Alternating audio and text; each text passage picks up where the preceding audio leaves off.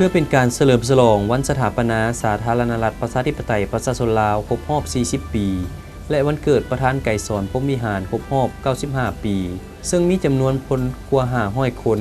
และรถประมาณ 150 คันนำโดยท่านศาสตราจารย์ดร.บ.แสงคำวงศ์ดารารัฐมนตรีว่าการกระทรวงแถลงข่าววัฒนธรรมและท่องเที่ยวโดยมีพิธีเปิดขบวนอยู่ที่เดินพระธาตุหลวงในวันที่ 11 ธันวาคม 2015 โดยการเข้าร่วมของท่านบุญปอน บุตนาวงศ์รองนายกรัฐมนตรีขบวนรถได้เคลื่อนออกจากนครหลวงเวียงจันทน์มุ่งหน้าสู่แขวงหัวพันโดยผ่านแขวงบริคำไซแขวงเสียงขวงมีระยะทางประมาณ 670 กิโลเมตรโดยใช้เวลาเดินทาง 5 วัน 4 คืนตลอดระยะการเดินทางได้มีประชาชนยืนโบกมืออยู่จุดต่างๆเป็นต้นเม่นอยู่แขวงบริคำไซได้มีพิธีต้อนรับขบวนดังกล่าวอยู่ที่สนามกีฬาเปตังแขวงบริคำไซโดยท่านดร.กองแก้วไซสงครามเจ้าแขวงบริคำไซพร้อมด้วยการนำของแขวงและประชาชนได้จัดพิธีต้อนรับอย่างยิ่งใหญ่จากนั้นก็ได้มุ่งหน้าสู่แขวงเสียงขวงและได้แวะชมวัดเพียวัดเมืองคูนซึ่งเป็นสถานที่ท่องเที่ยวทางประวัติศาสตร์แห่งหนึ่งของแขวงเสียงขวงโดยมีการนำของแขวงและเมืองได้จัดพิธีต้อนรับคณะอยู่ที่วัดเพียวัดโอกาสนี้ท่านศาสตราจารย์ดร.บ.แสงคำวงศ์ดาราก็ได้มอบเงินจำนวน3 ล้านกีบให้แก่อำนาจการปกครองเมืองเพื่อบูรณะรักษาสถานที่ดังกล่าวจากนั้นก็มุ่งหน้าเข้าพักเซาอยู่เมืองแปกแขวงเสียงขวงเช้าวันที่ 12 ธันวาคมก็ได้สืบต่อออกเดินทางไปแขวงหัวพันและได้แวะชมน้ำตกตาดเสลยซึ่งเป็นสถานที่ท่องเที่ยวธรรมชาติที่สวยงามอีกแห่งหนึ่งของแขวงหัวพัน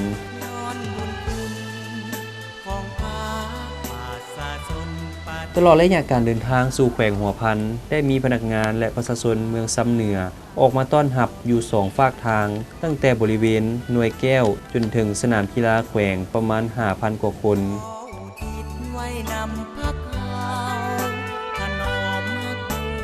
และในตอนเช้าของวันที่ 13 ธันวาคมขบวนคาราวานได้เดินทางจากเมืองซ้ำเหนือสู่เมืองเวียงไซเพื่อเข้าร่วมพิธีโฮมชุมนุมระลึกถึงวันเกิดประธานไกรสอนพรหมวิหารก่อนจะถึงพิธีก็ได้มีพิธีวางกระตาดอกไม้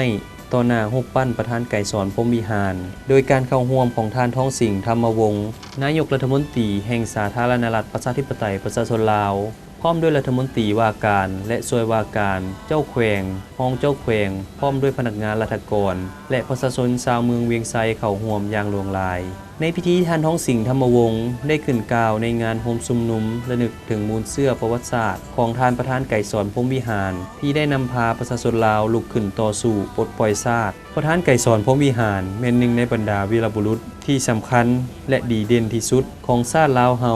ชีวิตและภารกิจปฏิบัติก็คือชื่อเสียงเฮียงนามและคุณงามความดีของเพิ่นได้จารึกไว้ในหน้าประวัติศาสตร์อันสง่าราศีของชาติลาวเฮาและได้จารึกจดจำอยู่ในดวงใจของคนปวงชนลาวตลอดไปจากนั้นก็ได้ไปเที่ยวชมถ้ำของประธานไกรสอนพรหมวิหารที่อาศัยและเป็นบ่อนวางแผนการต่อสู้เพื่อปลดปล่อยชาติในสมัยสงคราม